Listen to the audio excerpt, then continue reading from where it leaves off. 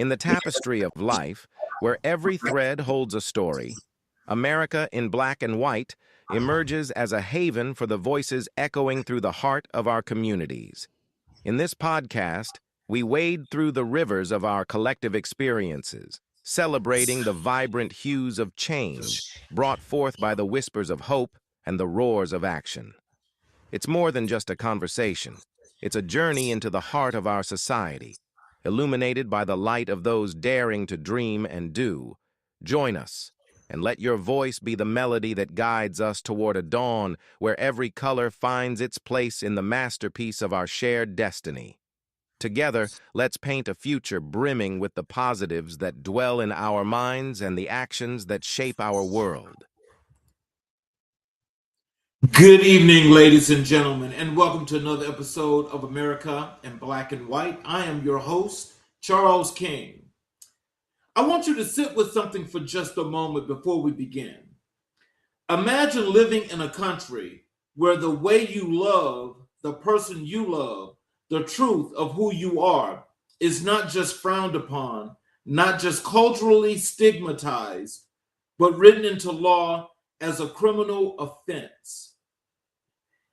Imagine that the state, the very institution built to protect you, has been handed the authority inherited from a colonial power that no longer even enforces these laws in its own country to arrest you, try you, and imprison you for up to 15 years for the crime of being yourself.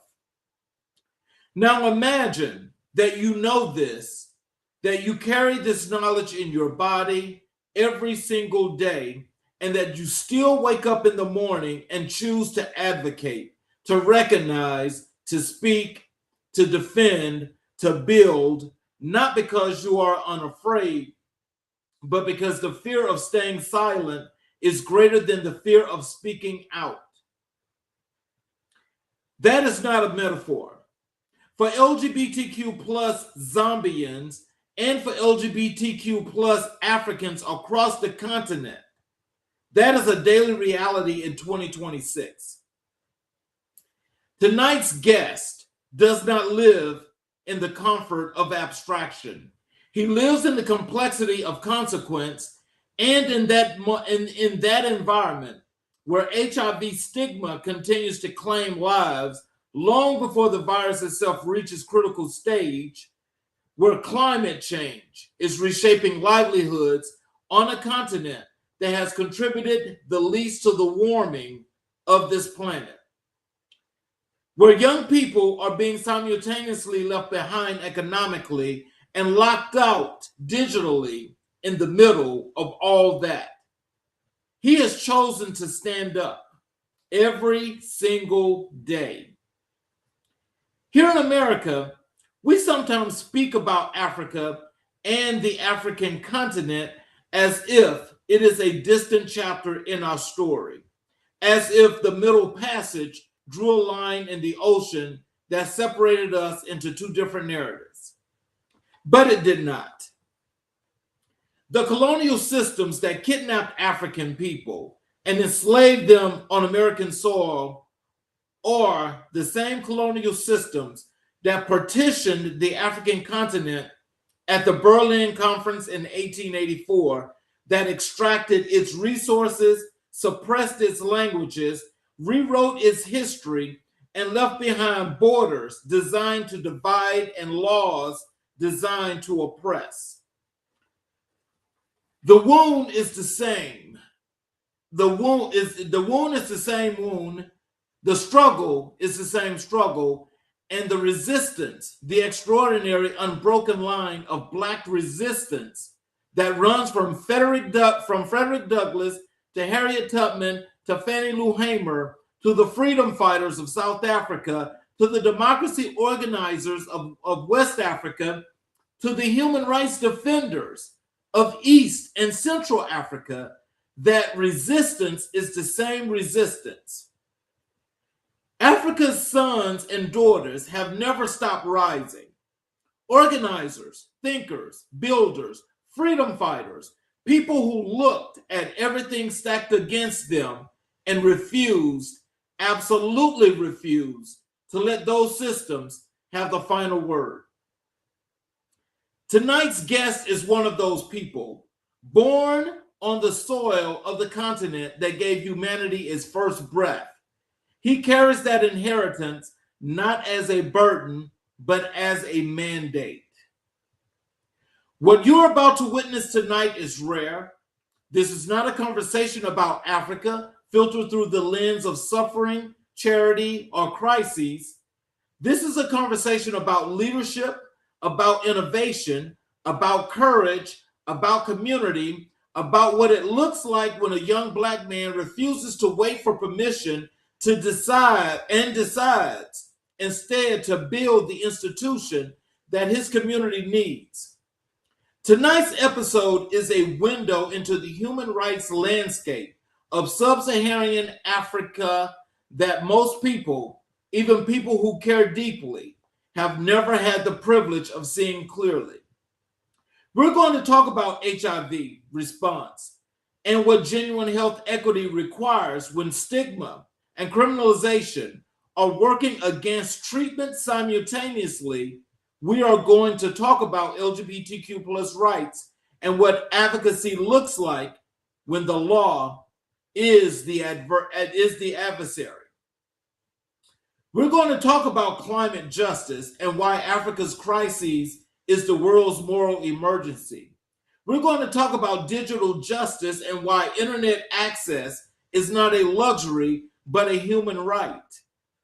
We're going to talk about economic empowerment and what it means to insist that Black communities be not just invited to development conversations, but resourced to lead them.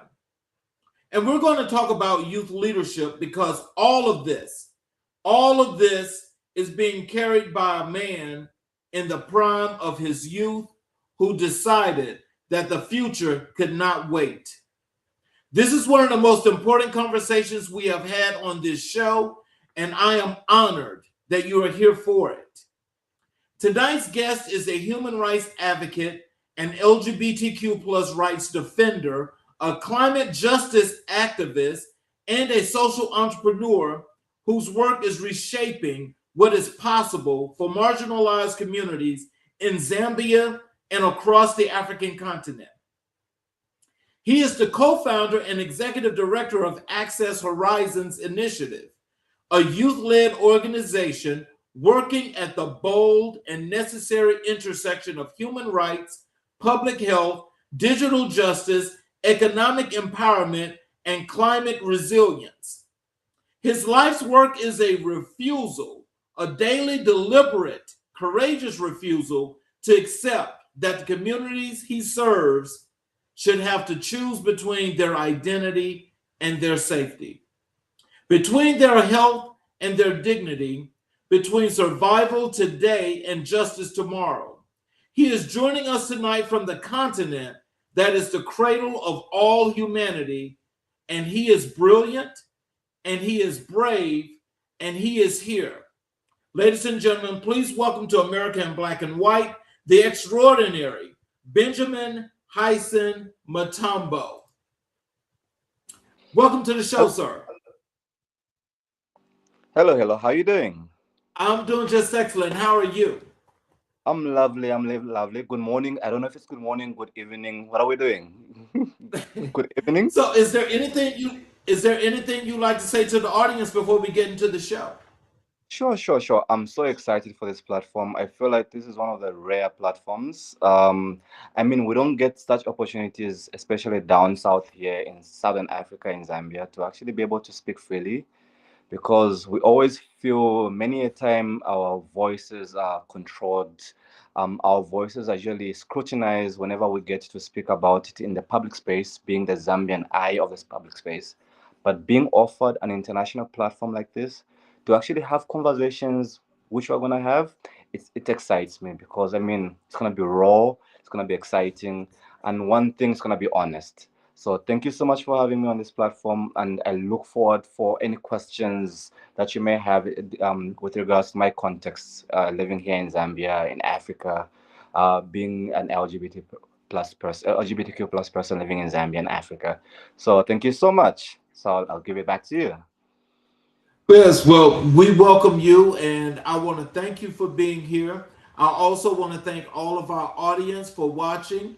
That is those that are no matter where you are. I appreciate you as well as all of our normal supporters that are here. We appreciate you so much, and I hope you guys enjoy this show like you do the others. So, what I want to do first, Ben, is I want to start with where I get the audience let the audience have an opportunity to get to know a lot about you and who you are before we get into all of the great things that you're doing. And I want to start this off, and I call this "The Man from Zambia: Life Story and Origins." Okay. So with this, I want you to start at the very beginning, not the organization, not the advocacy work, not the titles and expertise, just the boy. Where did you grow up in Zambia? What was your world like? What did your childhood teach you about what is right, what is wrong, and what is worth fighting for? Okay. I mean, that's a very interesting question. I think I'm gonna tackle it this way. So I grew up in Zambia, of course, like you've mentioned. I was born in Chipata, Zambia, which is on the eastern province of the country. Beautiful place, by the way. But I don't recommend being growing up there being black, gay, and economically disempowered. Um, it's a very, very tricky situation in the sense of where when you grow up in a very staunch religious family, you get to live your life based off their perception.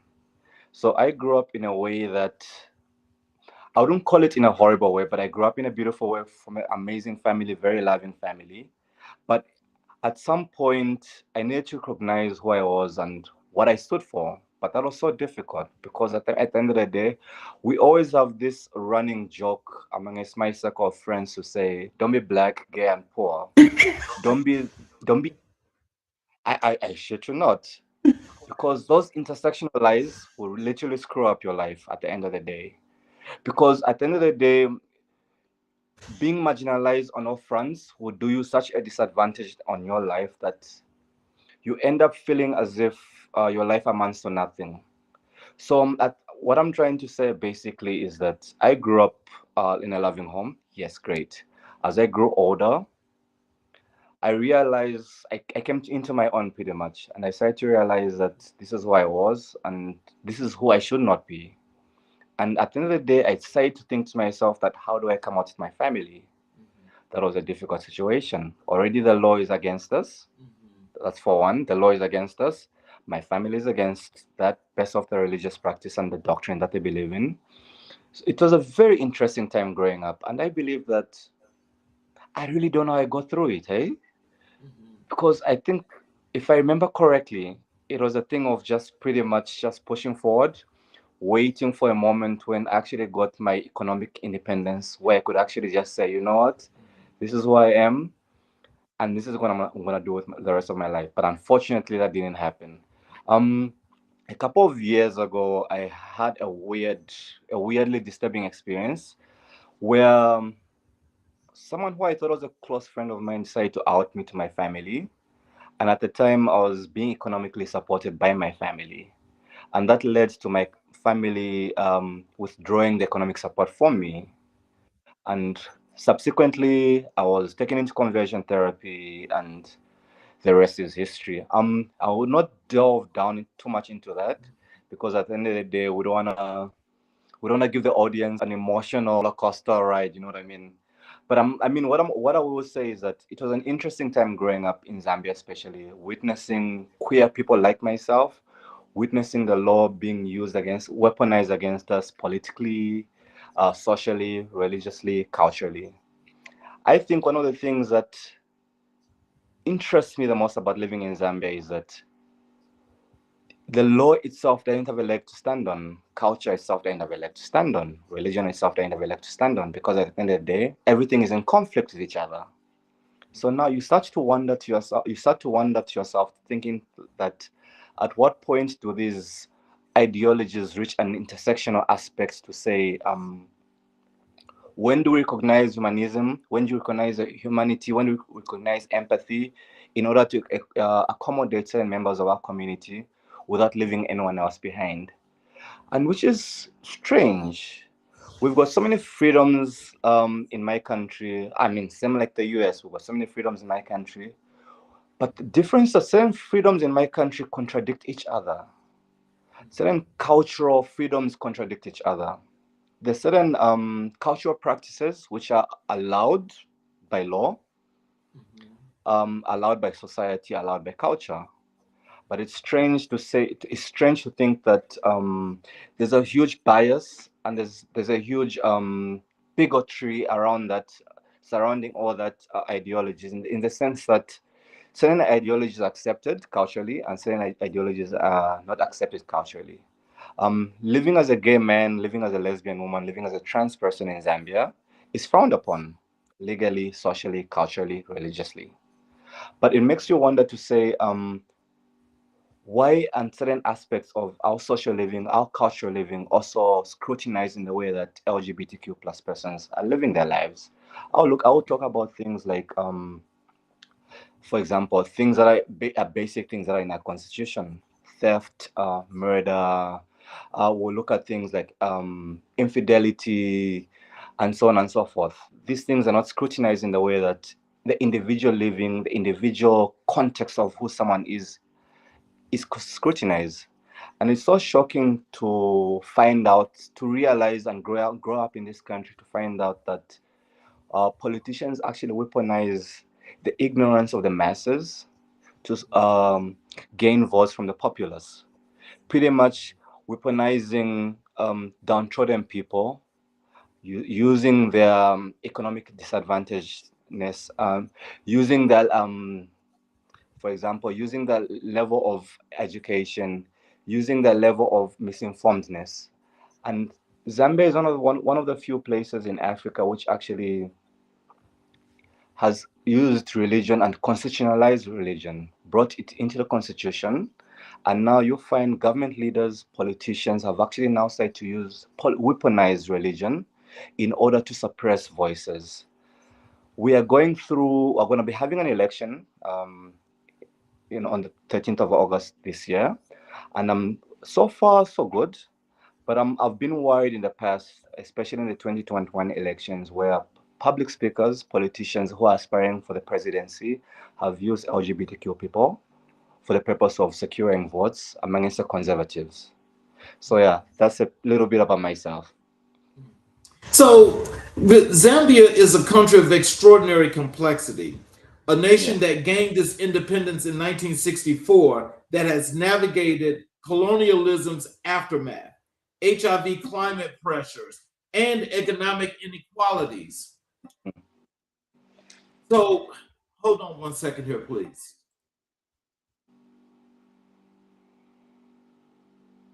And so, with that, and with the most courageous voices, growing up there, what did it feel like to be a young person watching your country navigate all of that? And when did you understand that you were going to be someone who tried to change something? Okay. Growing up in Zambia, like I mentioned, we're being bombarded with truths of, for example, our founder Kenneth Kaunda, our truth of humanism, patriotism, of empathy. I mean, Zambia's fight for independence was one of tragedy where a lot of lives were lost. That was way before my time, of course. But growing up in Zambia, we grew up with these stories, these fundamental stories of freedom fighters, the humanism that they preached, the empathy that they preached around culture and tribe. Because Zambia is one country which has not necessarily healed from tribalism and ethnic. The ethnic diversity that exists in Zambia, because Zambia is a country with 72 tribes, and this is one thing that our founder actually preached: one Zambia, one nation. But I don't think at any point they say one Zambia, one nation minus the LGBTQ people. But it's so strange that growing up in Zambia, we started to realize that by we, I mean my community and other people who are marginalized, people living with disabilities, people who are people who are differently abled. I apologize. We started to realize that one Zambia, one nation doesn't necessarily mean being included into the whole holistic nature of what the country preaches about one Zambia, one nation. We do understand that there's legislature around that. We do understand and appreciate that legislature surrounds the whole systematic um, running of the country. But at what point do we actually start to interrogate who someone is, who someone should be, and what one Zambia, one nation should be? Because at the end of the day, someone being gay, lesbian, trans, queer, bisexual, whatnot, doesn't make them any less Zambian. And growing up in Zambia, I grew up in the age of social media. You get sentiments on social media saying things like, oh, you're this, you're that, you're queer, you're gay, you're lesbian, and you're whatever.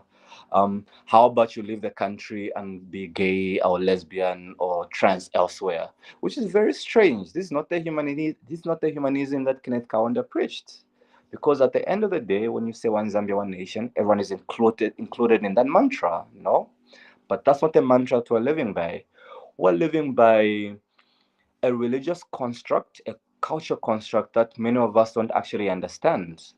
And a lot of the time, there's a whirlwind which is being pushed by anti-right movements, which a few politicians sit around that, who push the agenda of anti-rights in the country, anti-human rights, anti-LGBTQ rights towards the masses. And it's so unfortunate that the masses are not as informed that they should be, and they carry that information with them, and before we know it, they radicalize that information. And living in a black majority country is one of the I would say this in as brutally honestly as I can. Being black gay in Zambia is hard because not only are you in a black majority country which lacks the diversity that a Western society should have to accommodate divergent views, because most of our views in Zambia are homogeneous. Conservativeness, being religious, being humble, as most political aspirants like to call it, being of the faith. So growing up in Zambia felt like a chore, pretty much. It felt like you need to live each and every day fighting for your life internally within yourself, wondering at what point will I be found out, at what point will I be caught out, and what happens to me when I get caught out, what happens to me when I get found out. Our penal code does not necessarily vindicate or legislate against homosexual relationships, being the identity of being gay, the identity of being lesbian, the identity of being trans. Our penal code does not legislate against that. What our penal code does legislate against that is what they call the unnatural act of same sex sex, pretty much. But it's so strange that even through the legislature, through political aspirants, through your councillors and your political leaders, no one ever bothers to educate the masses on what the law actually prescribes as a crime. So you live your life thinking that I'm criminal, pretty much. So now, at what point, as Ben is growing up, 13, 14 years, 15, 16 years old, who understands very little of the law, does someone come to me or someone publicize the fact that my existence is not a crime? I will touch on the fact that later on, of course, as we continue this conversation, to say same-sex relations is under the penal code, but the identity of belonging to a certain sexual minority is not a crime. But that's one distinction that a majority of our populace in Zambia fails to understand. You would find sentiments from people saying people who are queer, lesbian, gay, and whatnot, LGBTQ, should be arrested based off their identity. And then I wonder to myself, um, through each and every step of civic education that every single Zambian has gone through, at what point was this information relayed to them saying identity is not a crime? It's the same sex relations that is a crime, which is also a very, how can I put it? It's also a very, I remember you had mentioned earlier on to say, these are laws that we inherited from the British Empire at the time when Zambia, Northern Rhodesia at the time, was a colony of the British Empire. We inherited those laws. Meanwhile, our colonial masters have revised those laws and have adopted new laws to accommodate the growing diversity in their nations. Meanwhile, we've kept those laws and regulations and the principles and the cultural nuances and so on. So, in a nutshell, growing up in Zambia was it was a steep climb. Well, It was a steep climb. what I Go was on just now. listening is that it sounds like about a lot that what happens here in the U.S. as well, and that is for whatever reasons in using the Bible as you say. I mean, now that's one of the things that these politicians do, but that's not written into the into what they do into the Constitution, whatever have you. Even though it says clearly that you're supposed to separate church and state, but some Mm. people use that anyway, and it's like it's this crying wolf thing when it comes to that. Now, what it sounds like to me, and it seems like a little bit of a comparison, because some of the things that you were mentioning before, like the conversion therapy and all those other things, that has happened here in some places here in the US. It still happens. Now, Mhm. what I would always think, and we're not going to bring religion into this, but I do want to say this, is that if those folk actually read the Bible, then I think they would know that they're committing the very sin against the Bible in which the Bible speaks. But That is that is so true. That but is so true. I guess maybe we, and I'm gonna use the word we very loosely in the sense of where like we feel like we've got a God-given mandate to carry out the rules and legislation and the laws of God. And it's very, very unfair in the sense of where we place ourselves at the center of judgment and being the carriers and the executioners of the law. Meanwhile, if someone is as religious and at cross like as they would like to think they are, why would you be the executioner and the judge and executioner of the laws of God? But anyway, like we said, we'll live religion for later on, possibly, because that's a very, how can I put it? It's a very touchy conversation for a lot of black folk like us, and you know what I mean? Because at the end of the day, a lot of black folk really use religion as a foundation and a stepping stone for who they are, who they're gonna be, and who they should be. yes, Yeah. yes. So your human rights advocacy, especially for the LGBTQ plus rights defense in a country where the law itself is used as a weapon against queer people, is not just professionally risky; it can be personally dangerous. When did you first know that this was your path? And was there a moment, a person, an experience that crystallized your commitment to this work? Oh, of course, of course, of course. I mean, apart from my conversion therapy itself, I already knew who I was at the time. I already, even prior to, I already knew who I was. But I've had a couple of incidences where I step out of my home and go into public spaces, and maybe based off how I'm interacting with certain people, I've experienced violence around that, verbal violence. I've experienced someone pushing and pulling me around, telling me that, well, in vernac, of course, telling me that people like me shouldn't exist and we should be murdered. You know what I mean? So I think incidences like that have actually helped me, actually given me the strength to say, we shouldn't live like this.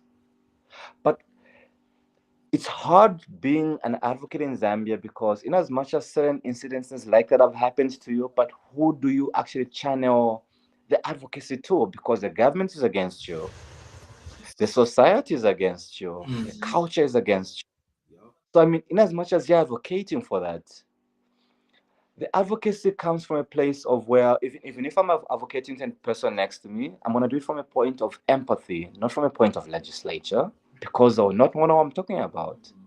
So, I guess to answer your question, I knew that this was my path when I'd experienced all these different things in my life: verbal violence, physical violence, and also the conversion therapy. I knew this was my path because I felt that no one needs to live, no one deserves to live like this. No one deserves to be victimized for the rest of their lives based off who they are.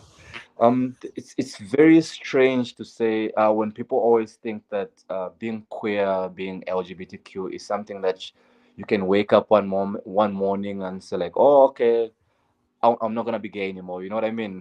But then the opposite is also true. Like, okay, but in a country like Zambia, who would want to wake up in a country like Zambia and think like, okay, I'm gonna wake up gay or lesbian today and continue to be victimized? You know what I mean?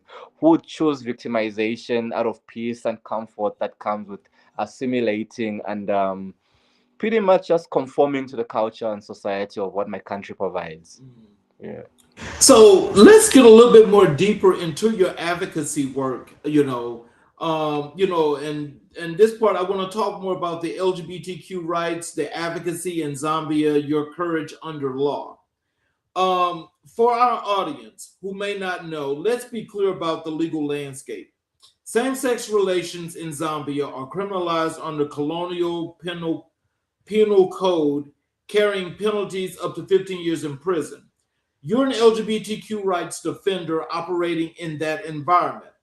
I want you to help us to understand, what does it actually feel like to do this work in this country with this law on the books, not abstractly, but what does it feel like in your body, in your daily fire? Oh, that's a doozy, hey? Okay, so I will say, when it comes to advocacy, right, we have an understanding with the principal lawmakers, as we like to call them, to say, in as whatever realm or whatever sector of advocacy that we're doing, whether it's health rights, economic empowerment, climate justice, we have an understanding, an unwritten understanding, an unwritten hearing to say we will not call it that. We would call it, I remember this just changed recently, the term just changed recently. We used to call it key populations. Key populations pretty much was female sex workers, people who inject drugs, men who have sex with men, prisoners, and so on and so forth. So the term just recently changed, and now they're calling us marginalized people, marginalized communities, or whatever the public health term is now these days.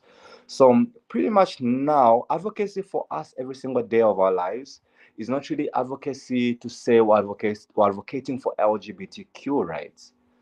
We've masked the idea of LGBTQ rights under the umbrella of human rights, pretty much. In as much as we've got an HIV pandemic in Zambia here, when our first interventions around HIV in Zambia started, we masked it under public health rights, which the government was very much aware of this. The government has always been aware of the work that advocates, human rights defenders are doing in Zambia with regards to LGBTQ rights. We've always been aware. But the thing is that society is not aware of that. So whenever we caught out to say a certain safe space or wellness center exists in a certain community, and then one, two, three, four, five people on social media feel as if the government is in support of LGBTQ rights service provision, the government is aware. And the thing is that because everything is under the guise of public health, universal access to human rights, which our government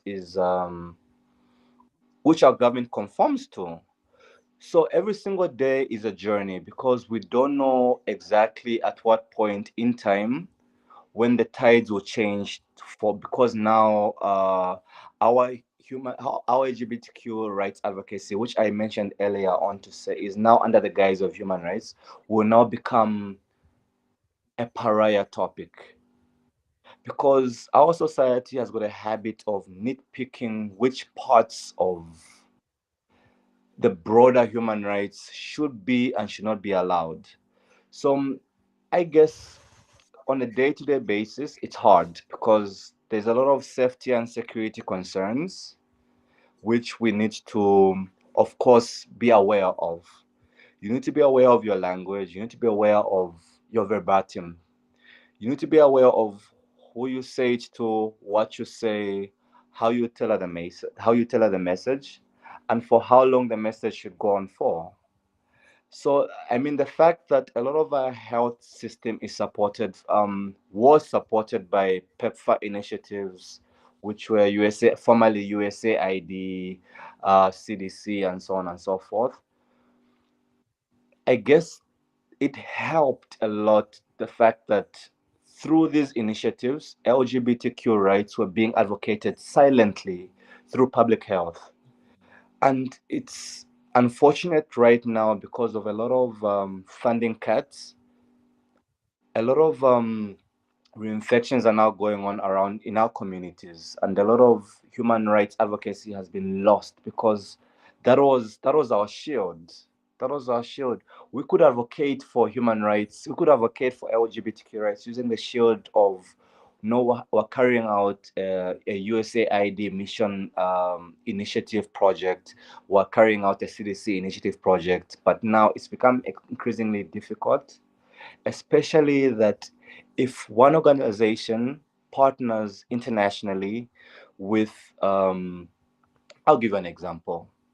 Imagine a local civil society organization in Zambia partnering with organizations such as um, Gay Rights Initiative Global. You know what I mean? That sends that sends a radical message already locally, and no bank wants to touch you once they see that you're receiving funding from people like that, because at the end of the day they feel as if um, your initiatives are being pushed by the West. You get what I mean? Like your entire the entirety of your initiatives, the entirety of your programming, the entirety of your strategic interventions is a Western agenda, pretty much. I mean, it's funny because every single day there's always some, most, not really every single day, but most days there's always someone who's always thinking to themselves and maybe pointing fingers to say our advocacy is a Western agenda. And I always think to myself, like, okay, but are you saying even the existence of queer people, LGBTQ people in Zambia and Africa as a whole is a Western agenda? Are these plans, are these CIA plans who are here to destabilize the democracy, the Christian values of Africa and Black Zambia and conservative Zambia? You know what I mean? Right. Yeah.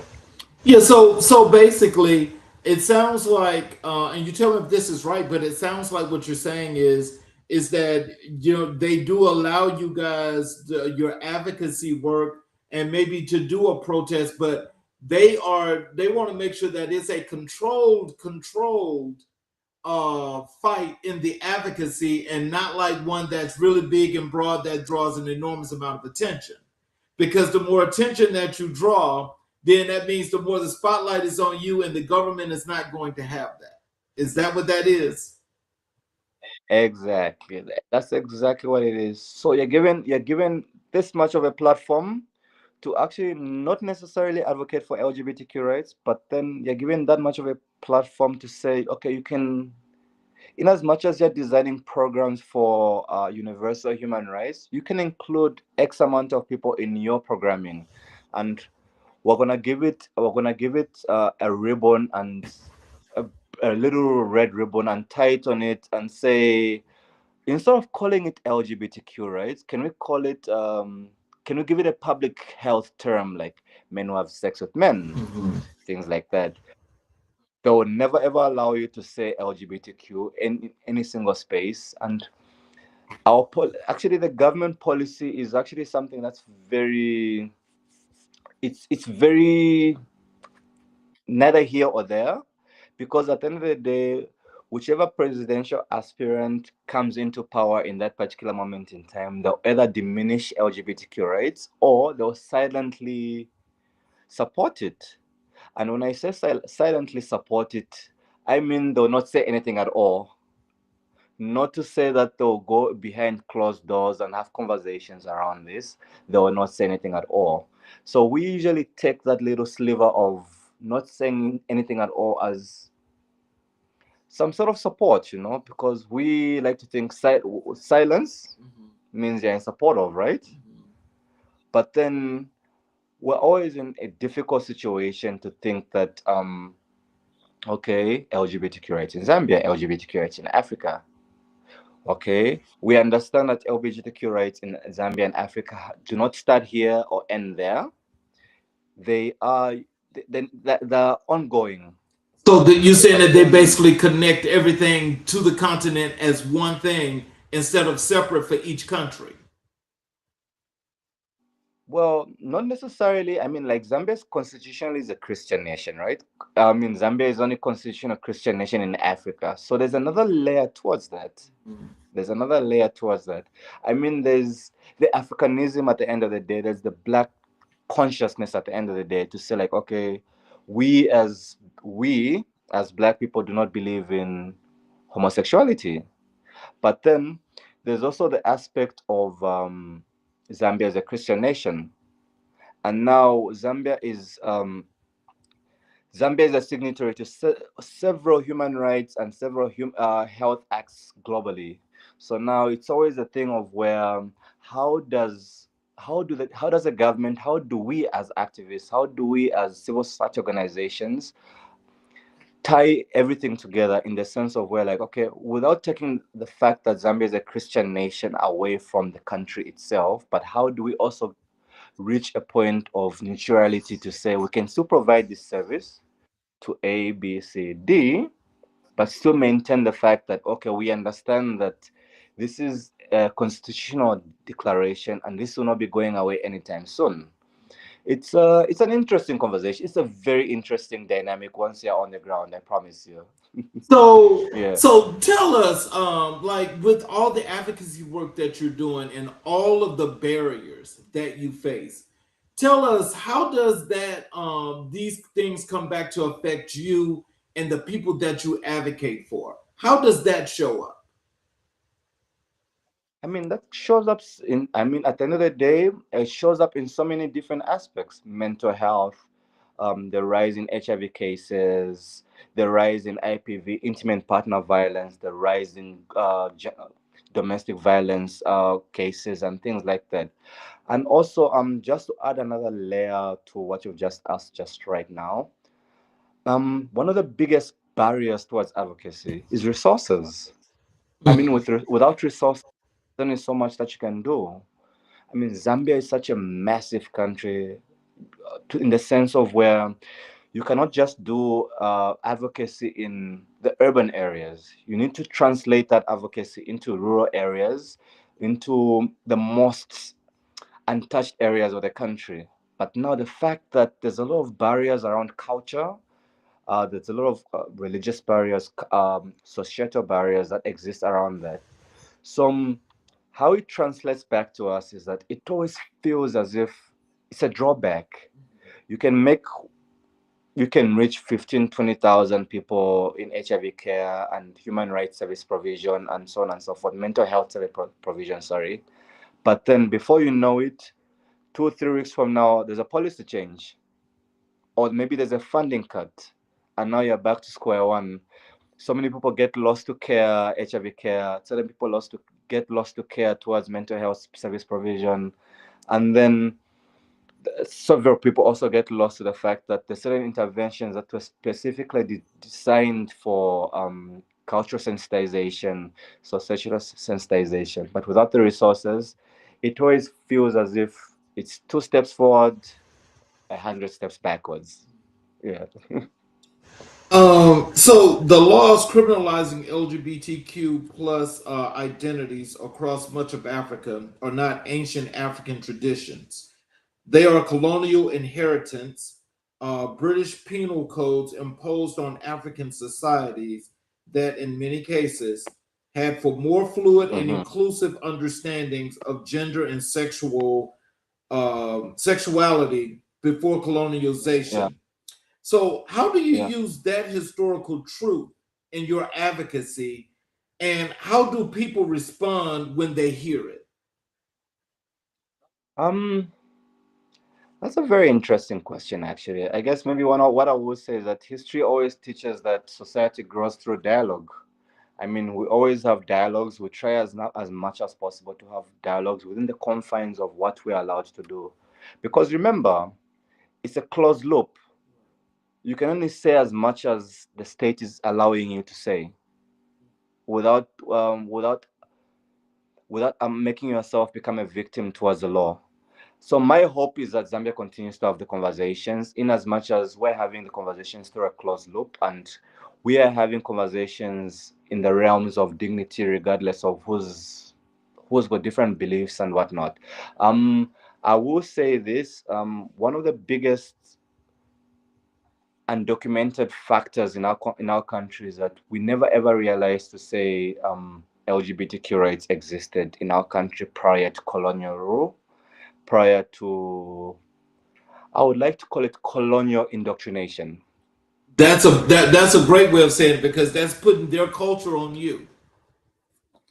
Yeah, these things existed in our country way before that, and these are things that undocumented. I mean, I have sat with certain traditional leaders in my country who've said these things exist in our communities. They've always existed, but it's just that we don't talk about them.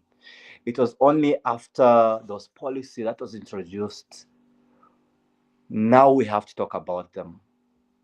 And now we have to publicly shun away from them. You know what I mean? Because at the end of the day, these were unspoken conversations that existed in our black communities.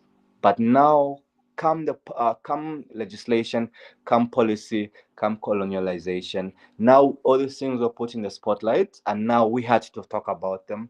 We had to identify them and actually shun them away and actually develop legislature against them, Yes. which is exactly. So she's one of the things that Zambia has always historically approached these things in a very subtle way, very, very subtle way.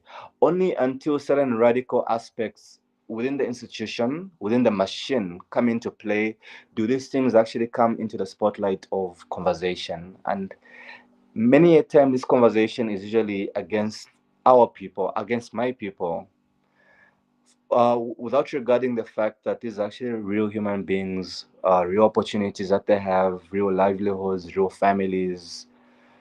Can I just add one more thing? Sorry. Yes. Um, there's always there's always this idea that queer people in Zambia, LGBTQ, whichever letter on the spectrum one belongs to, there's always this idea in Zambia that people live in isolation. You know what I mean? People always forget that person A, person B has got actually a family behind them who are okay with who they are.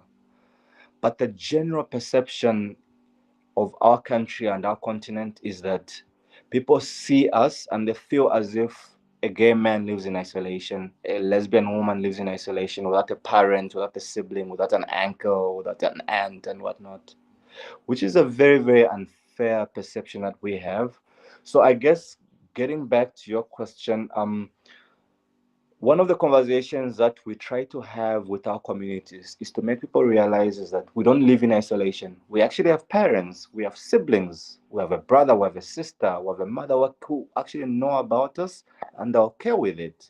So I guess at a certain extent, once you can convince the next person to say that this person who is marginalized in society actually has a family structure around them. They've got friends and they've got family who are okay with their identity. Now, how do we translate that being okay about the next person nationally? How do we translate it provincially? How do we translate it culturally? How do we translate it nationally? Yeah, So back to you. So, but with all that, I mean, because I can tell that you're putting forth the effort in the work that you're doing. But can you tell us Yeah, how is it that with them not allowing you to say LGBTQ or gay or things of this nature when yeah. you're actually doing your advocating, how do you, how do you identify as being who you are when you're doing this advocacy work without being able to use those words?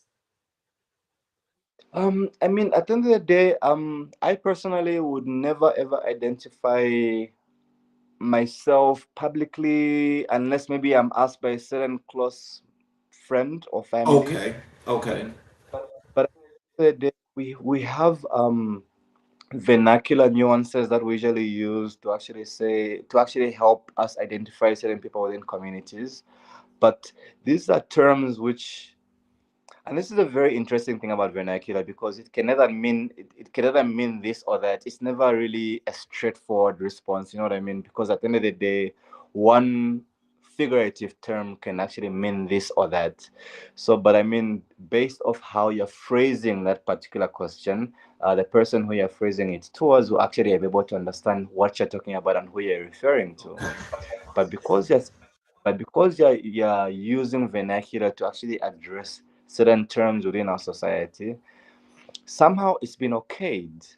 But now when you translate LGBTQ into the English definition as you and I know it, it becomes a social offense now, which is, Oh wow. yeah, interesting. Yeah, that is I tell you, you know, I can say that what most likely what the leaders of your country are saying is that we're not discriminating because we've got advocacy, we have people out doing whatever they do for their rights. But Yeah. but in the back doors, in the back rooms, it's like you're not going to uh, use that term. If you use that term, no, that's offensive, and you are going to go to jail. That's the threat. exactly, exactly. Exactly, and you know so and you know so I love what you just said. Like I remember, it should have been a couple of years ago when we had a women's match in Zambia, a beautiful women's match in Zambia, and of course the community came out in number to support the women, and then of course the community came out in the rainbow flags and trying to show solidarity for women's rights and also trying to show solidarity for themselves. A couple of people actually picked up with the police for the mere the fact that now social media sensationalized the fact that all people came up to this event and now they're showing the LGBTQ and the rainbow flag and things like that. So people were actually arrested for Oh that. wow. And now, yeah, it's very interesting. Hey, we live in interesting times. And now you start to wonder to yourself to say like, okay, what law are you using to actually arrest this person? You know what I mean? Like, what is the legislative backing that you're actually using to apprehend this person and actually um, put them behind bars days on end without a trial, without any conviction, without like it doesn't make sense, you know? And that's like I always say that usually things like this always come from a political directive. They always come from a societal directive. Someone somewhere is not happy about advocacy, about a certain way that advocacy was happened, and now they feel as if this is gonna hamper their political aspirations. So it's interesting, I would say. But I know we are always trying to figure out ways of how, not as much as we're advocating for LGBTQ, right? We're always trying to figure out ways on how we can actually advocate for this without necessarily advocating for it, if you know what I mean. Right. In a way of silent advocacy. Can we have these conversations without actually necessarily having to talk about them, but at the same time realizing that you and I both know that this exists, but can we talk about it without actually talking about it? Yes. You get what I mean? That's the code. Yeah, That's the coded language. You just get the exactly. read for the body language and the gestures and the things of that Exactly. nature. So that's how you move in silence. Yeah, exactly. So it's a very, it's one of those things which at the end of the day, we always think to ourselves that will it get better? N- Not right now. Is it going to get any worse? Depends who's in power. I mean, look at it this way. Just a few years ago, I think that should have been, if I remember the years quite correctly, 2021, 2022. We had a US ambassador by our late president, Edgar Lungu, who was ousted from the country because that should have been Ambassador Foot, last name Foot, who was ousted from the country because he felt that the apprehension of two gay men who were caught in the act and were sentenced to a 15 years prison sentence. And he spoke against that. And then the president at the time felt that this is something that was not the business of the State Department, the US ambassadry, and whatnot. And then before we knew it, this ambassador was kicked out of the country. So it's always things like this because at the end of the day, when I think about it critically like that, I don't think Ambassador Foot was kicked out of the country based off his radical views, but because of how his views would actually sensationalize the Zambian community, the Zambian society, pretty much. Yeah. So, the LGBTQ plus community in Zambia does not exist in isolation. Its members are also young people, women, HIV positive individuals, climate vulnerable community members, people navigating poverty and exclusion in multiple dimensions at once. Can you tell us how does that intersectionality shape how you design programs and advocacy through Access Horizons initiative, and what does it mean to serve someone at the intersection of multiple forms of marginalization simultaneously? Okay, that's a very interesting question, actually. Um, Usually when interventions are designed, we designed with people in mind. Um, a lot of the time, because most of our work is donor supported, most of our work is donor funded and partner affiliated. So you would find that certain interventions only speak to certain target groups. The intersectionalities only exist where the resources allow it to exist, if I was to say that. Because at the end of the day, we do have a lot of cross transmission between several communities in our country. But then you might find that a certain donor will only expect you to design programs and interventions, for example, towards men who have sex with men. They will not want you to touch target groups like female sex workers and people who use drugs and things like that. And then they'll leave those target groups to another partner, another affiliate who will take up the mantle of providing services to those communities. So the intersectionalities usually occur when Access Horizons is able to speak to another civil society organization to actually be able to understand or co-design programs or co-implement projects to actually figure out, okay, if civil society A is designing interventions around this target group, and my civil society organization is designing interventions against another target groups. How do we come together to actually make sure that the two communities, there's no cross transmission, especially around HIV, and also how can we come together in the sense of where um, how can we come together in the sense of where there's certain marginalizations that happen between several segments of our communities are not all occurring at once. I'll give an example. A lesbian woman who's a sex worker who uses drugs, who might be a prisoner. Oh, wow. I think it's a very interesting dynamic in the sense of where actually it also applies to men who have sex with men, gay men. You can be a gay man. You use drugs. Maybe you're HIV positive. You're a person living with HIV at the end of the day, and also you're a sex worker. So now all those intersectionalities, how do we design interventions to actually cater for all those different intersectional aspects of this person's lived reality? And that's where collaboration comes in. So as Access Horizons, pretty much, we love the idea of collaboration. What is the next person doing, and how they're doing it, and how can we collaborate with them? If the next person's niche is around sex workers, how do we take a gay man who's receiving treatment services or referral services from us and link them towards an organization that's providing services specifically tailor-made for sex workers? How do we do that? So we come together, we sit together and actually come up with programs and interventions, and we sit with our donors and our partners and our funder affiliates to actually say, okay, there's a lot of cross transmission that's going on within these communities. How can we come together and sit and design programs that actually help everyone? Because I mean, at the end of the day, our communities do not sit in isolation.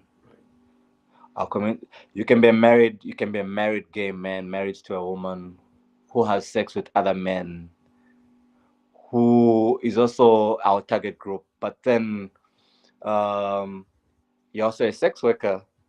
You know, it's a very complex dynamic that we have in our country, and I think this is not something that's unique to Zambia. I feel like this is something that's globally recognized, to say like there's a lot of intersectionalities that exist within several segments of our community.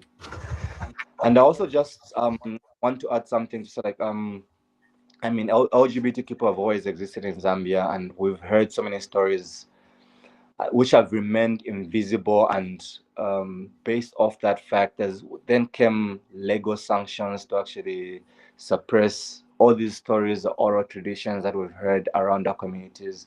And Zambia, in its own, created how can I call it? Zambia created wars for these conversations to stop happening. Society has created wars to stop happening. So now it's always an interesting thing how among us activists to say, like, how do we tell the person who lives in the most rural part of the country about what Access Horizons is doing? At- Because ideally, what the Access Horizons is doing is illegal and should be reprimanded by the government, or should be stopped by the law. So it's hard work. I will say that it's hard work, but Oh, yeah, I can believe that that's hard work because when you actually have to get data that you've got to compile, put it together, and break it down into groups and yeah. sections and so forth. I mean, that's got to be huge, especially for a country of your size. And so to think about the advocacy work, though, just in general, I mean, it doesn't matter if it's just a segment; it's still going to be a large population. So that's a lot of work.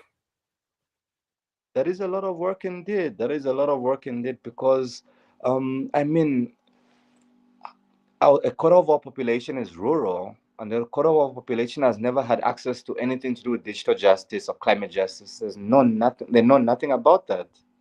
So now the challenges that we face as an organization is that how do we actually disseminate that information towards rural communities in the country? And I'll go back to what I said, is that advocacy requires resources, whether it's financial resources, um, technical expertise, equipment, and so on and so forth. Advocacy requires resources, and I don't think there's an advocate in the world who would actually say like, okay, I'll just advocate without any resources being backed by, because that's not true. Maybe it might be different living in a first world country and being able to advocate for certain things like that, but living in a country like mine, advocacy requires resources. Advocacy requires protection. And in a country like Zambia, protection comes in the source of in the form of money. Right. If you don't have if you don't have money, you will not be able to protect yourself from the law. Once the law, in as much as people might try misinterpret the law just to try squeeze you for the little that you have as an organization. But here we are, we're fighting, and we're hoping that tomorrow is a brighter day. And yeah, And also, if you can allow me just talk about climate justice a little We bit. hadn't we hadn't got to that part yet. Oh, okay. My bad. Okay, go on, go on. So what I want to do next is I want to go to the HIV response in public health and the fight against the stigma. That's where I want to go Hmm. next. Um, Sure. so Zambia carries one of the highest HIV burdens in sub-Saharan Africa, Yeah. with the prevalence rates that disproportionately affect young people, women, and LGBTQ plus individuals. You've been working in HIV response as part of your broader advocacy. Walk us through what that work actually looks like on the ground. Who are the people you're reaching, and what are you putting in their hands? Okay.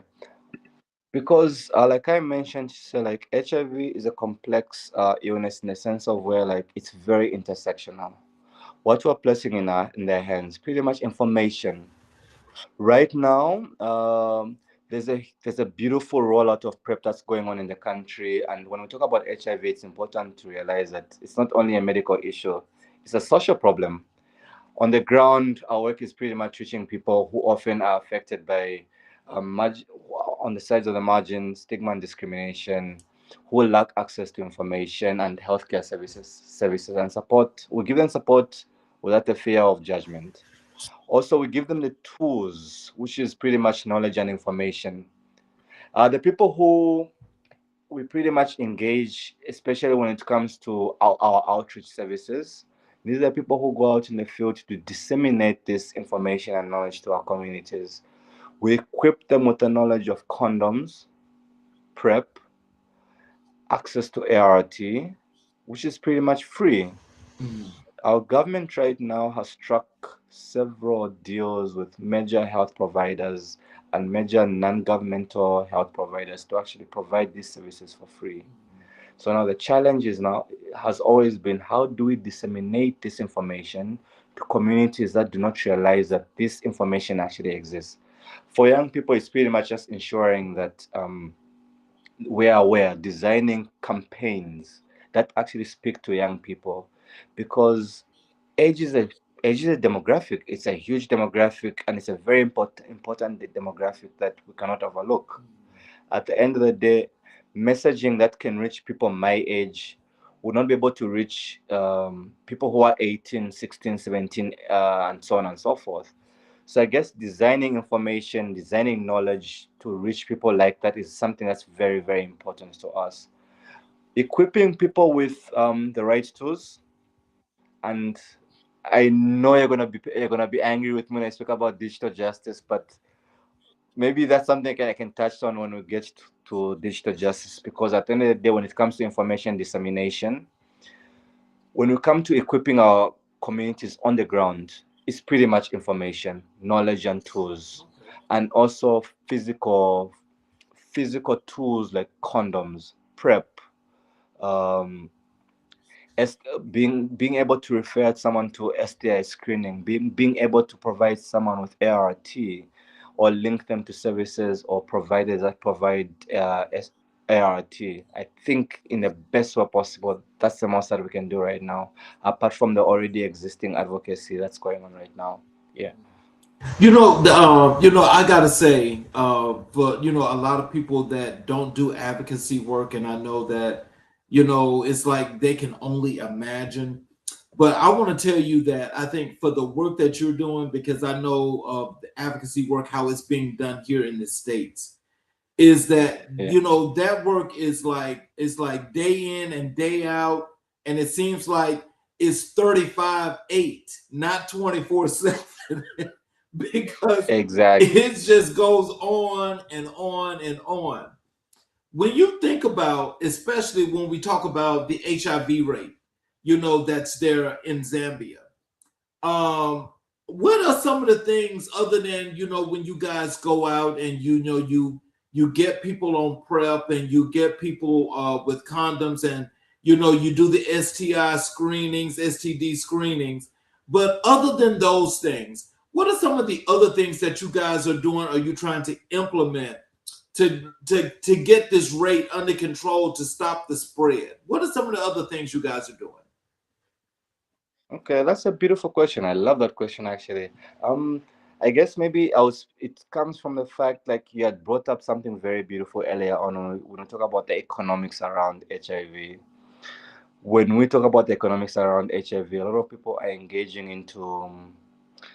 I hate to use this term, but how can I say it? Destructive behaviors around HIV. Bad No, no, practices. I'm sorry. Bad practices. Yeah, exactly. So now at the end of the day, we find ourselves discussing issues like that because certain people are finding themselves in these practices because of their position economically. So now there's a lot of organizations, especially in Zambia, which actually deal with economics empowerment skills that provide certain segments of our communities with skills and pretty much job opportunities so to deter them from those behaviors.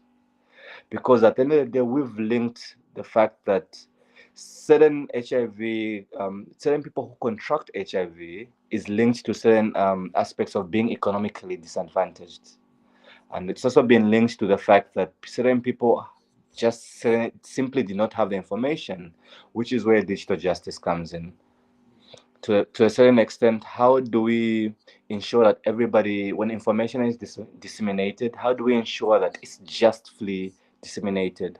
How do we ensure that the programming and the structure of that information applies to everyone, not just to a certain segment of the population, but to everyone? We need it to speak in literally different languages, because at the end of the day, when we talk about information being disseminated in English, so then someone from the rural area who's never ever heard an English word will not understand what I'm referring to. And also economic empowerment. I mean, there's a lot of. I'm gonna shoot myself in the foot by saying this now. Okay, there's a lot of, like, we're gonna call it behaviors. Right. There's certain aspects of our community, and I will specifically talk about sex work. I do not frown upon sex work. Just a disclaimer: I do not frown upon sex work, and I mean, like, sex work done rightly is work. That's my motto. But then, in a country like mine where sex work is illegal, you find a lot of stigma and discrimination, especially when sex workers go to health facilities to access health services. They're discriminated against. So Wow. now, how do you it's very, very true. Sex workers in Zambia are discriminated against. There's a huge stigma and discrimination, not only by healthcare facilities, but by healthcare providers as well. Dang. There has been several interventions by organizations like University of Maryland, Baltimore under the Circuits Project, Advance Project, and also organizations like CIDAS under the Checkup Project, who've tried to design sensitivity trainings for healthcare providers to allow them to be able to accommodate certain people within the wider scope of the community and give them equal access to health services. So it's one of we still struggle with as a country, because those are aspects which are culturally and socially ingrained in these people. Because we need to realize the fact that this person is not just a healthcare provider. They belong to a certain sect within our community, within our society, within our culture. So they carry those values into their profession.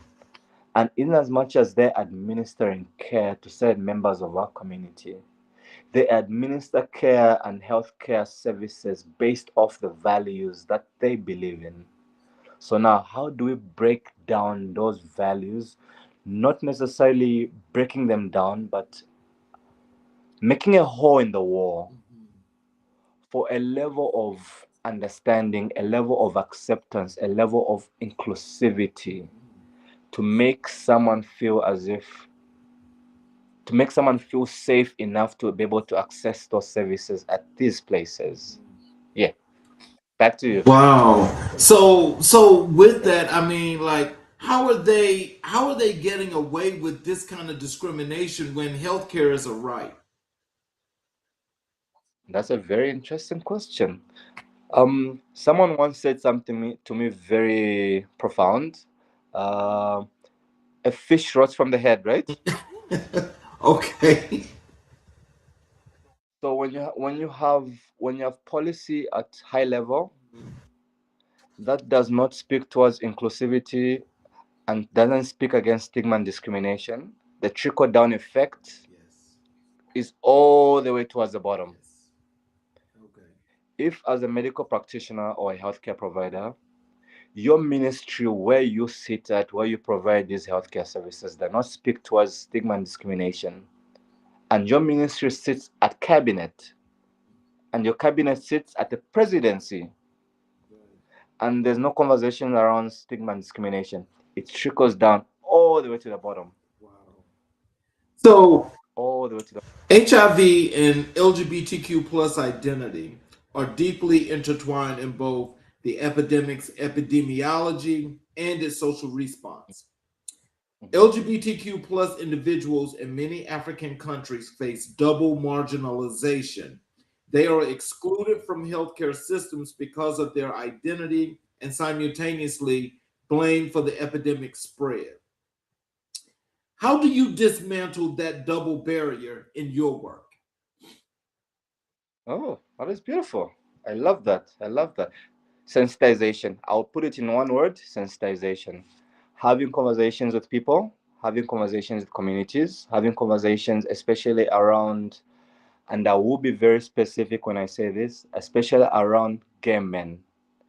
In Zambia, there's still a big misconception to say gay men are the leading cause of HIV, especially around communities in Zambia.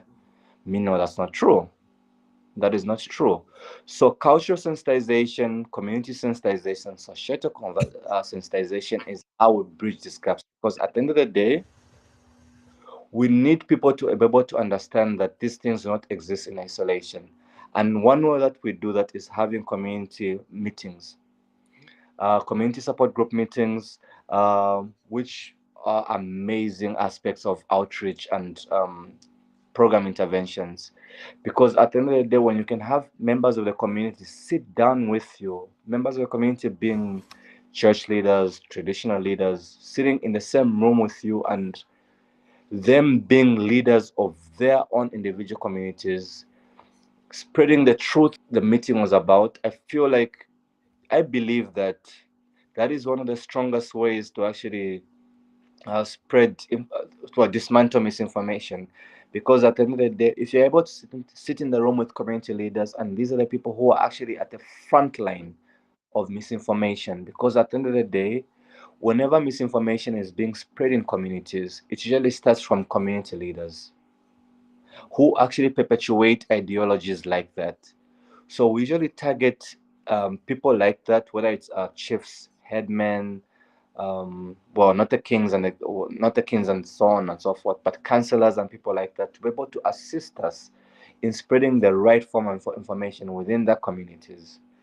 It's a very it's a very interesting conversation in the sense of where it's hard to speak about one and leave out the other, because at the end of the day, in as much as one day and want to address the other thing needs to be addressed as well, because there's huge intersectional aspects between the two. I'll give you an example. Men who have sex with men. You can speak about it from a men's support group kind of level, but you cannot. It will be very frowned upon to speak about it in a religious setting. Oh my God. So now, So how the do we religious sector can decide if you live or die. exactly? So now, how do we bridge that gap? How do we bring people who believe this and who believe that to actually come together and say, like, okay, this has got nothing to do with belief. It's got nothing to do with your belief system, and we're not trying to dismantle your belief system. We're just trying to create a safe environment for a John, a Peter, a Simon, and whomever to actually be able to access health services. Mhm. It's a very hard um, flow to actually be able to sweep two people together into the same space, because at the end of the day, belief system, I believe, is something that's very, very strong, and it's something that a lot of people hold on to for dear life. So now, as we are trying to advocate for intersection of interventions, a lot of policymakers, a lot of clergy people always feel as if you're stepping on their toes. And meanwhile, at the end of the day, this is a huge misconception against HIV prevention, treatment, and transmission. So how do we actually get to the point of where bringing people, different people from different sectors of society, and giving them a platform to have conversation? You'd find certain members of our society refuse to engage with these more liberal minded people because they feel as if they'll be corrupted in the manner that that belief system allows them to prevail, pretty much. Yeah. So let's transition over to your topic that you want to get out the most, and we're going to talk about this climate justice, Africa's burden, and Africa's leadership. Climate justice is a relatively newer dimension of your work, but it's the one that have embraced as central. That you have Mhm. embraced as central. Help our audience to understand the specific relationship between climate change and the communities you serve in Zambia and sub-Saharan Africa. What does climate change actually look like in people's lives, not in parts per million or degrees Celsius, but in food, in water, in livelihoods, and survival? Okay, that is a great question. Thank you so much for bringing that up. Um, climate change is nothing new to Zambia. I mean, it's a global conversation right now. It's a hot topic right now, and I mean, at the end of the day, you find that marginalized communities in Zambia and the rest of Africa contribute the least towards climate change, but meanwhile, their voices are heard the least. And when we talk about voices being heard the least, when policy reform happens, when policies being made, when laws are being made, when presidents and politicians are being integrated into governance and presidencies and so on and so forth, there is very little conversations to say, okay, at what point do we give people who are already marginalized based off their sexuality or based off their physical ability, at what point do we actually recognize these people to say that do we actually recognize climate change as a portion of their already existing marginalization? I'll give you an example. There's certain areas in my country where accessing health services is very, very difficult because certain areas in my country are prone to flooding. And it's only been in the last couple of decades when certain these areas have now become flood prone areas. So now how do we link healthcare services to those areas in Zambia which are no longer accessible to the rest of the country because of climate change? How Right. do we design policies? How do we drive the conversation towards that? Because at the end of the day, for marginalized communities in Zambia, we always there's a general misconception to say that the government will provide. But meanwhile, the government is not really providing because the government is relying on external partners to actually provide for these marginalized communities. Just 2 years ago, there's a huge conversation, and I'm sure you might have heard about it, about how one of our biggest internal rivers in the country was polluted by a Chinese mining firm. Yes. But no one, at no given point in time, did anyone ask to say, like, adolescent young girls and young women, people living with disabilities, um, sex workers, how were they affected by this particular environmental disaster? It's conversations like that we need to be having, And it's a pity that within the structure of our government, our governance pretty much, we do not have advisors who speak for marginalized individuals like that. Because at the end of the day, interventions and strategies are provided and designed holistically without realizing that these interventions need to be tailor-made for different communities. And I'm very passionate about adolescent young girls and young women because they face the biggest brunt of all this. Because Zambia, sorry, go on. Yes. No, no, go ahead. I'm sorry. Okay. So Zambia is a pretty much Zambia is a traditional society where in a rural setup, women fetch the water from the river and the borehole, bring it back home, and now you find those wells are getting dry, and these women are walking further and further and further away from their homes to be able to get these resources. And in the process of them walking further and further from their homestead, they now get into those behaviors which I had mentioned earlier on, which is maybe sex work. And all these things are surrounding climate change to a point of where there's no deliberate interventions being designed to actually provide services or mitigations around that. We are not doing that. I remember as Access Horizons a few years ago, we had designed interventions around plastic mitigation, plastic pollution in the country. We had done a beautiful intervention around that, but unfortunately, that intervention could not sustain itself because at the end of the day, most of these interventions are resource centered. But as I'm speaking to you right now, there is a huge climate change disaster that's about to happen to Zambia because there is very little social corporate responsibility that our big mining firms are actually putting into place in order to mitigate this for our communities, without realizing that these communities are the same people that actually work for the mines. When you look at districts in the central province of Zambia, like Kabwe, which a majority of the water resources are lead contaminated. And these are conversations which the BBC and so on and so forth have carried into into the journalism and actually spread the word. But we've never ever heard the government actually speak on this. We've never actually heard of prominent figures within the governance structure speaking against this, speaking about how we're going to actually design interventions and programs to actually mitigate these disasters. Worse off, when you look at LGBTQ people who've lost livelihoods because of climate change, we don't talk about that because these are people who've been deliberately forgotten by the governance structures of our country, governance structures of our society, because according to them, we do not exist, or rather, we do not matter to. We do not. They do not care for us to exist. Right. And, and these are certain conversations which at the end of the day, in as we're heading into a very environmental conscious um, society, but I feel like my country is being left behind deliberately because at the end of the day, when we talk about climate change, it's about getting the money first and worrying about climate change later.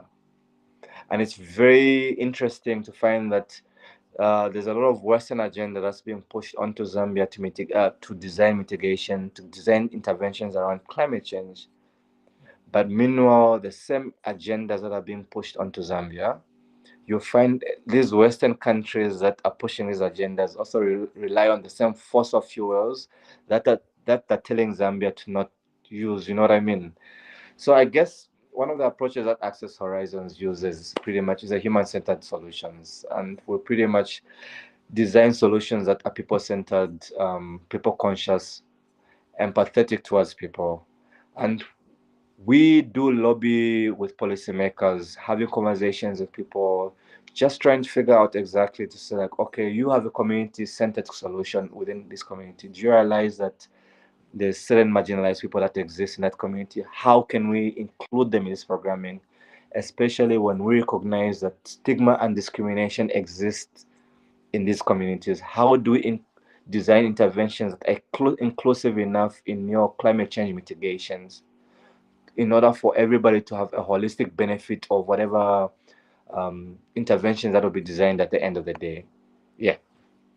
Well, so I'll tell you like this, because what I like about that is that you actually zoned in where you brought it in and you put it on the micro level. And see, I think putting it on the micro level is probably how a lot of policymakers or people in your government are Yeah. looking at it, as though if you're just talking about this one segment of a population, where what most people, well, I'm going to say most people, but most of these countries, especially here, when you talk about climate change, it's on the macro level. And Exactly. so on the macro level means that there's a catch-all, which means everything is in there. And so Hmm. because everything is in there, you don't get the funding or the necessities that in which you're talking about that you should get.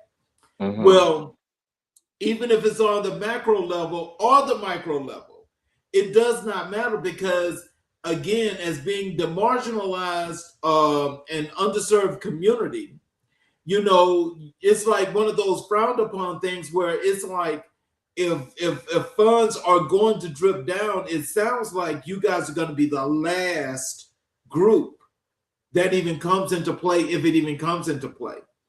That's kind of like what it looks like here when we talk about climate change.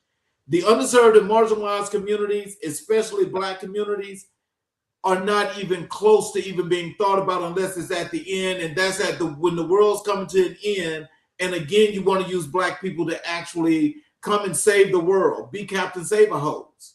Exactly. So, and so it's like what happens is, I love the way you framed that argument, but what I will tell you is that I think probably what will work best is that in the advocacy work that you do, and probably if you guys actually go to the policymakers that you talk to, you maybe want to frame it a little different to make it a little broader, and maybe then it'll start to fund in, where you guys start to get some of that funding that you're requesting, because it's definitely needed, and it's definitely one that if it does not happen, then it's probably one of those first groups or whatever have you that goes extinct. Yeah. No, I totally hear you, but I guess maybe the biggest challenge is when you go to a policymaker and you're trying to describe to them who a marginalized person is. Now, to actually be able to break it down to these policymakers and be able to give them an opportunity to actually listen to you, you'll find that it's a topic that they don't want to touch. In as much as the conversation is not really about human rights or LGBTQ rights, we're talking about climate justice. But just the mere fact that you've mentioned certain people, certain minorities within the communities, they don't want to touch a conversation. Exactly. I guess maybe these conversations come with a lot of access. You need to have access in order to make a proper institutionalized change. Because at the end of the day, policy is only policy so long as it's implemented. Otherwise, it will always remain on paper. It will always remain on paper. And I guess maybe at the end of the day, ultimately, it's one of those things that platforms like yours give people, I guess, pressure. Yes. It gives people pressure to actually do something about it, because at the end of the day, people don't know there's a gay person who's lost their livelihood in whatever part of the country because uh, the river has been polluted, Right. or the fishermen, or maybe there's a woman who lives in the most rural part of the country who, because of the mining company that's down the road, and now that mining company has affected um, the rainfall pattern in that area. Now they cannot subsistently farm. They don't care for those people. So now I guess maybe we need to be given an opportunity to actually put a face towards climate change, climate justice, because currently Yes. currently we're talking about climate justice. How can I put it? We're speaking about climate justice and climate change without actually referring to people who are actually affected by these aspects of global change. So now, who is willing to actually be the face of that? who is willing to be the face of the women's side of climate change and climate justice, who is willing to be and stand for LGBTQ people and say like, I'm affected by climate change in A, B, C, D sort of manner, because at the end of the day, n- the victimization of follow once someone identifies themselves as part of the community. So Right. it's a very interesting approach that we are still thinking around, and we're hoping that, I mean, we've done a couple of interventions here and there, but it's not enough. I mean, at the end of the day, when it comes to climate justice and climate change, it's never ever enough. Mhm. Just a quick one. I want to ask you something. When we talk about Black communities and when we talk about marginalization, how do, in your opinion, how do you think marginalization is different from the Black African to the African American? Basically, it's the same, but the difference in the two are it has a lot to deal with as when you talk about climate, like the climate situation that you mentioned. You Mm-hmm, see, what makes it different is the density, and mm-hmm. it's about the location and the effects of different things that go into that whole thing. Yeah, So, like, depending upon, like, let's just say yeah, like I'm in Georgia, yeah. and let's say there are black people that live in Utah. Mm-hmm, Now, see, you wouldn't understand that, but I'll just say if you got black people that are living in Utah, you know that looks totally, totally different.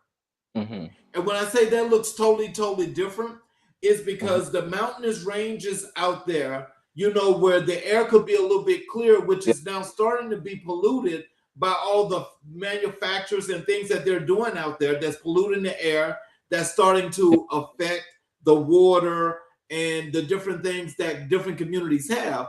yeah. Now there's not really a large African American community out there. Mm-hmm, They're there though. The thing about that is their issue wouldn't be the same as my issue here in Metro Atlanta. yeah, Because here in Metro Atlanta, being as big and as broad as it is, basically this area of 11 counties yeah. can make up a whole state on its own because there's more than 11 million people here. Mm-hmm, mm-hmm. And so that's the difference in the two is that is what the makeup is. But even with that makeup being different, it's still with everything being done that they make policy based on segmenting communities and disparaging people in different ways as to how they make their priorities. That doesn't Uh-huh. matter if it's just here. That's all over the world and wherever country you're in. That is Yeah. what they do. And so in doing that, it's like the principalities and the goals of that whole thing is to say that I know the strength of an African American or a black person in general. Mm-hmm. So they don't feel like everybody else feels, so they can survive regardless of the case. That's just the thought process. I hear you. I hear you. And so, with that being the case, that means that we all should know one thing, just like you guys should know this, Yeah. is that nobody's coming to save you. That If is true. anything, that repression that they have is only going to get closer and closer. And the more they can squeeze that, the more they're going to continue to do it. And Mm-hmm. so, what I'm saying is the work that you're doing is very important because I'm sure that not just those policymakers, but people know who you are and this Exactly. work that you're doing. So, in the process of knowing that, believe me, I can tell you this that there's an eye that's watching and they want to make sure that once you jump outside that line, somebody's Uh, going to be there and say, you jumped out the line. That is true. That is true. That That's is what happens. And that is so very the thing is that it doesn't make it right. But what that means is that you're doing something that's right, that's making a difference, and they want to make sure they keep that under control. That's the that is, same here. that is true. So just another question. So I mean, it's something that I touched on earlier on, but I just wanted to maybe get your just a little bit of your 2 cents on it. when we talk about the African perception, when people say LGBTQ rights in Africa, in Zambia, and whatever, a Western agenda. Speaking as Right. a black man who's an ally, what would you say about that? Well, I would just tell you again, it's one of those things where, we make our own path. Yeah, So when you make your own path, you just make sure, just like what you're doing, you make sure that you keep walking down your path and you don't have to yeah, worry about what's outside because they're worried about what's inside your path as large as they are. They're worried about what you're doing. And they're that is worried about what you're doing is because it's not what they consider to be the status quo because it's against what you want to do, which is for the people. that is true. So as long as you do what you do for the people, you don't have to worry about them. You just keep doing what you do. No, no, but I wanted to hear from you as a black man. When you hear people saying, when you hear people from Africa say things like homosexuality is a Western agenda, like what is the first thing that crosses your mind when you hear that? Or like, what is your train of thought around that? I'm sorry to say this, and people going they make me get upset with me, but I think of, and I'm sorry, I just think of slavery and white people. That's what I think of. That's what Really? I think of because that's about control. And so when they start speaking like that, they're only speaking like that because that means that they have an agenda that's against the good part or the good things. But I don't Yeah, care about those folk. And I always tell people, you can't worry about what these other folk yeah, are going to be thinking. We know yeah. what they're thinking, so we plan against what they're thinking. That is very, very, very true. Because at the end of the day, like you rightfully said, no one is coming in safe communities here. We Right. need to we need to be able to help ourselves in a way. But I guess at the end of the day, it also starts from a place of knowledge and information.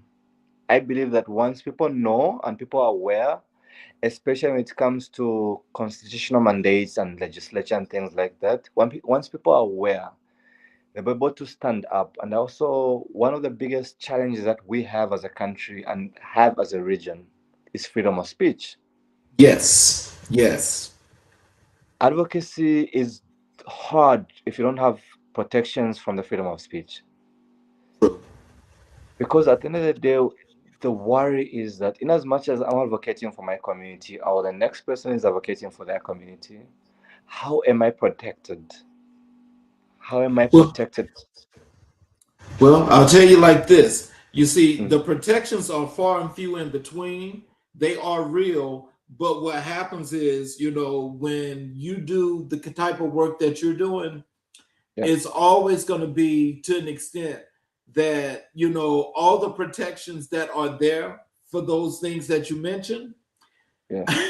they make them a little bit lesser for you because they don't give you that much rope.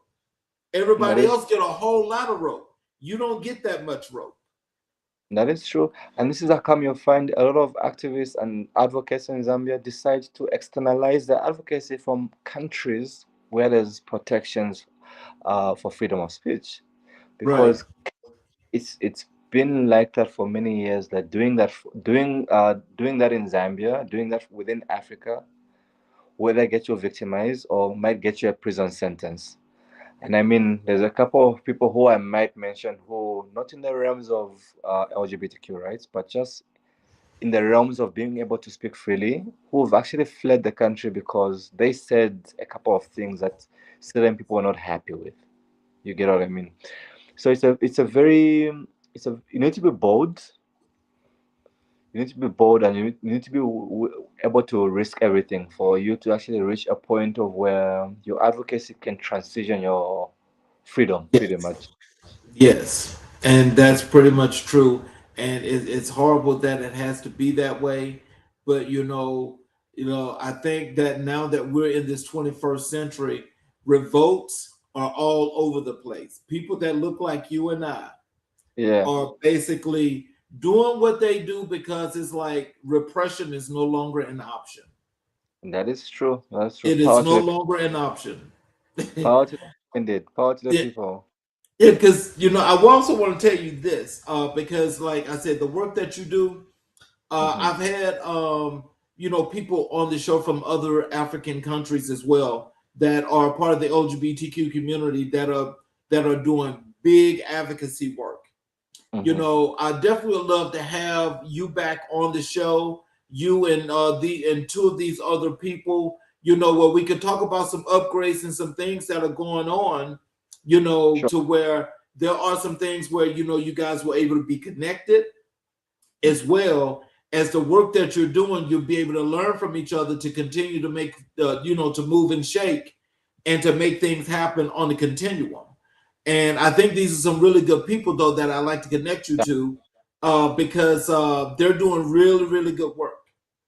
I mean, that sounds amazing. I mean, the more the merrier, because at the end of the day, I don't think advocacy should actually be done in isolation at the end of the day. I mean, we're a Right. whole community. It's a whole global movement. It's a whole global community. It's a whole continental community. And I always feel that the more the merrier, the more support, the more knowledge, the more the information, the better. Because I don't think there's anyone out there in the world who's doing advocacy by themselves. Right. Because I mean, we don't live in a bubble. There's so many intersectional aspects of to our being who we are that we could learn from other people how to better address certain aspects of our community and how our society. So I'm always excited to collaborate. I'm always excited to learn and just be a part of the people.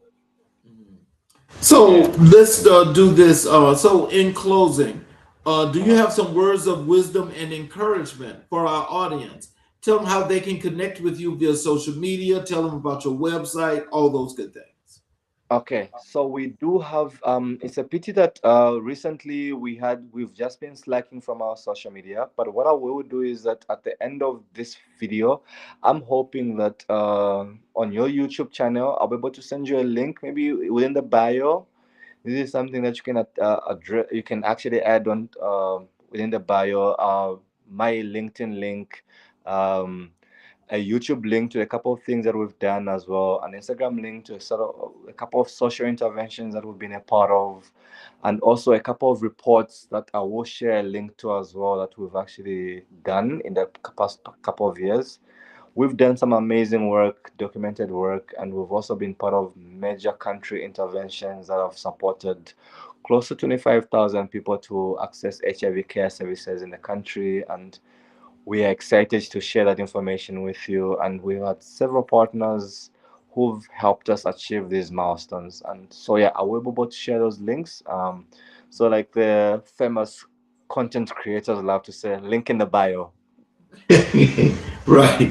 By the way, there was a comment there in the chat that someone mentioned that they're not a part of the LGBTQ community, but they do support the LGBTQ community. Uh-huh. Yes, sir. I mean, So after, let me. I'm gonna do this. I'm gonna do a closing bio. Say a sure. closing monologue. But after I close the show, do you have a couple of minutes to stay around? A few minutes before we actually go all the way off the air. Sure, sure. So for those of you that are watching the show and you've been here for the duration of the show, I want you to know that I appreciate you and your support. This was definitely a great show. Another great show, one that's got plenty of information and knowledge as to what is happening, not just here in Western culture, but what's happening around the world. This is a really good show for advocacy. And for those of you that are advocates, I do suggest that you do the work that you're doing and you keep doing it. And for those of you that want to support Ben and his organization, just you'll be able to, if you go to the YouTube channel, America in Black and White, and you'll see the post, you'll see the connection links, and please connect with him and reach out to him. Yeah. So, in closing, let me do this monologue. Benjamin Hyson Mutambo, thank you. Not with a polite, reflective television thank you, but with the kind of deep, bone level gratitude that you feel when someone has just given you something real. You came here tonight and you gave us the truth about what it means to be a young Black man in Zambia who has chosen not to be assigned, not drafted, not inherited, but chosen to stand at the intersection of every difficult, urgent conversation that your generation must have. You told us what it costs to defend LGBTQ plus rights in a country where the law itself is the adversary, where Section 155 of the colonial era penal code still hangs over the heads of people simply trying to live and love with dignity. You told us about HIV response work that does not flinch from the communities that stigma has most brutally abandoned, and what it looks like to insist that health equity is not achieved by managing symptoms, but by dismantling the structures that produce those symptoms in the first place. You told us about climate justice in a way that made it impossible to separate from human rights, from food, from water, from the very survival of communities that did not cause this crisis. You told us about digital justice and why internet access is not an amenity, but an architecture, the architecture through which opportunity is increasingly distributed or denied. And you told us about Access Horizons initiative, about what you built from conviction and community, about what you are still building, and about who you are building it for. We're better for this conversation. This show is better for the conversation. The world is better for the work you do. 3 things to stay with me to stay with me from tonight. First, the struggle for Black dignity, Black rights, and Black power is one global struggle. It does not have a headquarters in America and a branch office in Africa. It is the same fight rooted in the same colonial wound, animated by the same refusal to accept dehumanization, pointed towards the same horizon of a world where every Black person everywhere can live with full humanity. What Benjamin is doing in Zambia is what Fannie Lou Hamer did in Mississippi. What AHI is doing in Lusaka is what SNCC did in Selma. The geography changes, the struggle does not. Second, courage is not the absence of fear. It is a decision that something matters more than your fear.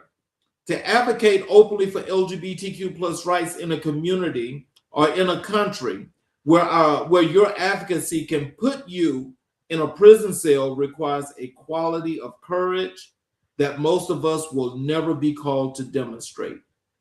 And Benjamin demonstrates it not dramatically, not for applause, but consistently, daily, quietly, because the people he serves needs him to. That kind of courage deserves our deepest respect and our most active support. Third, building something, a real institution with a real mission, with a real people in real communities, is one of the most radical acts available to us.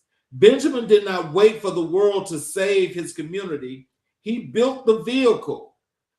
That is Black power in its most practical and most profound expression. I want to speak directly to you, to everyone watching from a position of relative safety tonight, from America, from the UK, from wherever you are in the diaspora, or wherever you are in the world, with a paycheck, a platform, a social media following, a professional network, a voice. What you witnessed tonight is not a spectacle. It is not a TED Talk. It is not inspirational content for your feed. It is a dispatch from the front line, a real one, where real people are navigating real danger, real exclusion, and real injustice with insufficient resources and more than sufficient courage. You're not being asked to solve everything. You're being asked to do something. Share this episode. Tell someone about Benjamin and Access Horizons Initiative.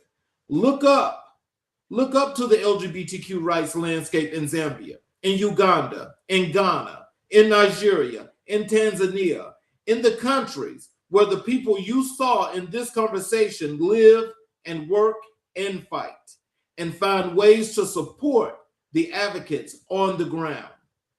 Put your money, your voice, your network, your skills behind the organizations that are doing this work without waiting for a global consciousness that they deserve to exist. Do not let this be a conversation you watched and then forgot. Let it be a conversation that changed what you do next. Share this episode everywhere you can. Comment below. Let us know what moved you, what challenged you, and what you are going to do next. Follow and support Access Horizons Initiative in every way available to you. And keep coming back, because every week, America in Black and White is here with the conversations that this country and this world urgently needs to have. Until next time, keep speaking truth, keep serving with purpose, and never forget your story is America's story. I'm Charles Zachary King, and it's been America in Black and White. You all have a great evening, and please come back and watch us again tomorrow evening for another great episode as we go through Black history and Egyptian history. We will see you guys tomorrow night.